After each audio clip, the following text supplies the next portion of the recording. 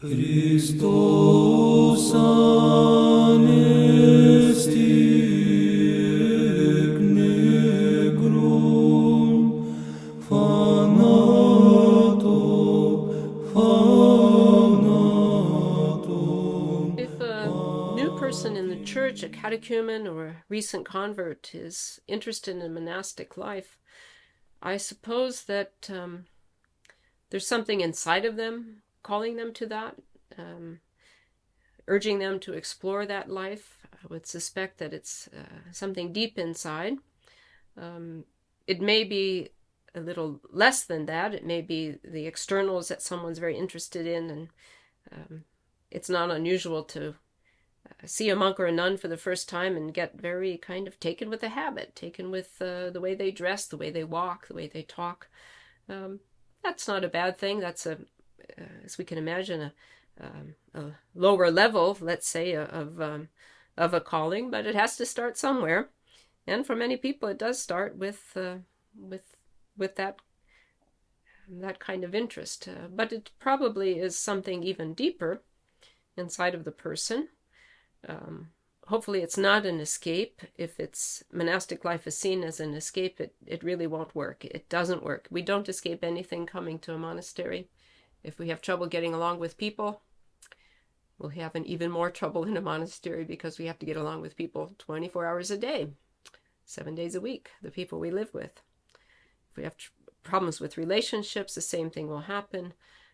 If we have problems with persevering and being faithful in our work or our career, well, it won't be any easier in a monastery.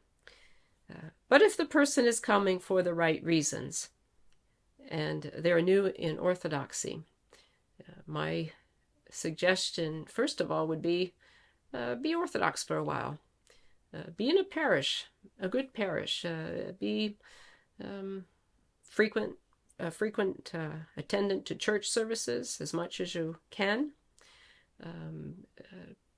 Offer yourself there to do some of the jobs, tasks that are needed around the church. Not too many, because we can also get totally burnt out on those things and sometimes even have a very negative experience that will turn us away from the church. So we have to be careful in that. So if we assume that there is a calling to monastic life in the heart of this person who's coming into the Orthodox Church or newly chrismated, we would first want to be realistic. If we go right from that moment of coming into Orthodoxy directly to a monastery, we might be getting in a little bit too deeply, too quickly, kind of like running the Olympics right from the start. We have to work up to that.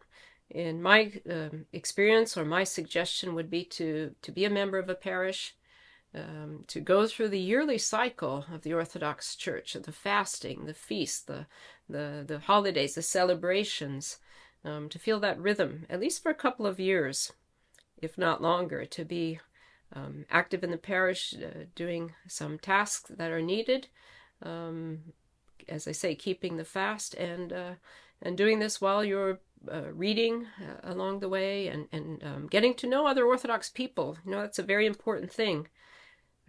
As Americans, we tend to do a lot of things by the book.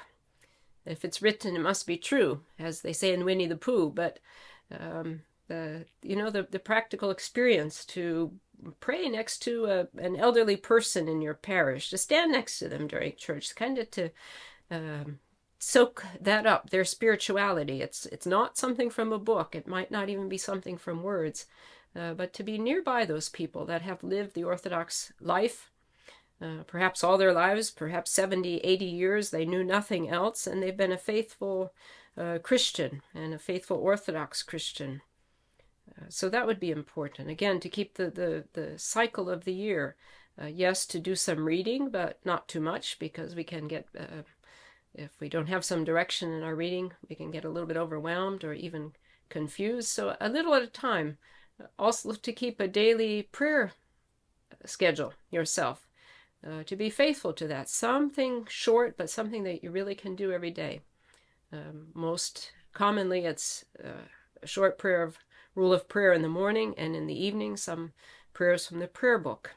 as well as to remember God through the day, to call on Him in our hearts, to say the Lord's Prayer in a quiet moment. We might be on hold on a telephone line, or just have a quiet moment at work, or again in the car, or taking a walk, or to say the Jesus Prayer. We can say that even as we converse with people, or we're doing some routine tasks such as doing laundry or dishes. So all of these things to get a little practical experience of the faith, and to be nearby other people who have lived the faith and kept themselves in line with Christ's teachings, and have borne fruit in their own lives, in the lives of their families, in their own lives, by their dedication. So take that experience, and then to begin visiting monasteries. We don't have to visit so many, but it's probably good to visit more than one, so that when it comes time to choose a community, a monastic community, we will have found one that we feel quite at home at. Just as every family has a different, slightly different rhythm or personality, as every person has a different personality, so do monasteries. Some monasteries you will find are perhaps committed to education, or committed to publications. Others might be doing something more with people that are visiting, with pilgrims. So there's all kinds of ways that monasteries will be living the monastic life, and there'll be different tones, different feelings, different priorities, perhaps from one monastery to another, or different ages of people in the monastery. So to have an experience of visiting a few, and to begin by speaking, of course, with the abbot or the abbess on what their recommendations are, to get to know perhaps some of the monastics, if that's blessed by the superior of the monastery. And you have to remember that as you're making your decision, your selection, your choice, as you're discerning God's will for you, so the monastic community is also in a period of discernment, because the community is also looking at the potential candidate. Will they fit in here? Do we see them as a person who is mentally healthy? Will they, if they have any physical limitations, will that be a problem to us? What is their background? Do we think that they'll be similar in some way or another, and fit in well? So the community will be, again, in a period of discernment themselves, and we can't take everyone who asks to enter a monastery. Sometimes the monastery is limited at space. Maybe they have no empty room for no empty cells, no room for anyone else to join. So there's all kinds of things that will come into play when you're actually at the point of trying to discern which monastery God wants you in. So it's a process, and it can be a delightful journey. That this could be your calling, your vocation, and it takes some time to sort that out.